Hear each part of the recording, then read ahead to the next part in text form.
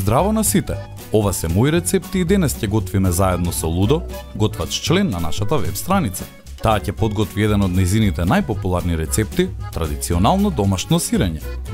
Најпрво да ги погледнеме состојките. За подготовка на овој рецепт користиме делимано длабока тава со рачки и сет садови за матење во боја. Млекото ставете го во сад и подгрејте го на температура од 37 степени. Температурата можете да ја проверите со прст, треба да е еднаква на телесната. По висока температура може да го изгори сириштето и млекото да не се засири. Додадете го сириштето. Промешајте со бавни движења нагоре-надолу кон рабовите на садот. Оставете го околу 1 час да се засири млекото. Готово е кога млекото ќе се згусне како пудинг и кога при подигнување на садот смесата ќе се одлепува од рабовите.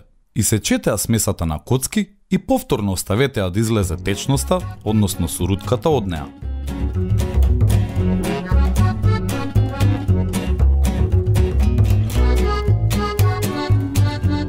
Ставете ја цедалката врз длабок сад, па над цедалката ставете ја газата.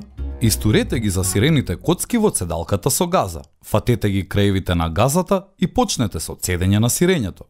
Вртете ја газата за да можете убаво да исцедите сурутката. Треба убаво да се исцеди и да се притисне за да се спојат коцките во газата и да формираат калап. Проверете дали е убаво споено со отворање на газата. Потоа ставете го во фрижидер да отстои 24 часа и да се доцеди. За приготвување на солилото можете да искористите и сурутката од самото сирење и по потреба да додадете вода.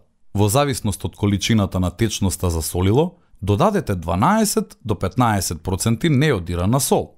Готовото сирење се чува во солило на температура околу 16 степени или во фрижидер.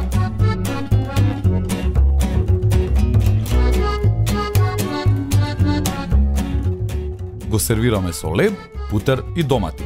Доколку сакате зачинето сирење, може да додадете буковец, оригано или босилек во засирените коцки пред да ги пресувате. Ние го подготвивме од домашно овчо млеко, а ако го направите од пакувано свежо млеко, пишете ни каков резултат ќе добиете. И не заборавај, на сите ни е потребна идеја во кујната. Затоа, доколку ти се допаѓа овој рецепт, биди вистински пријател и сподели.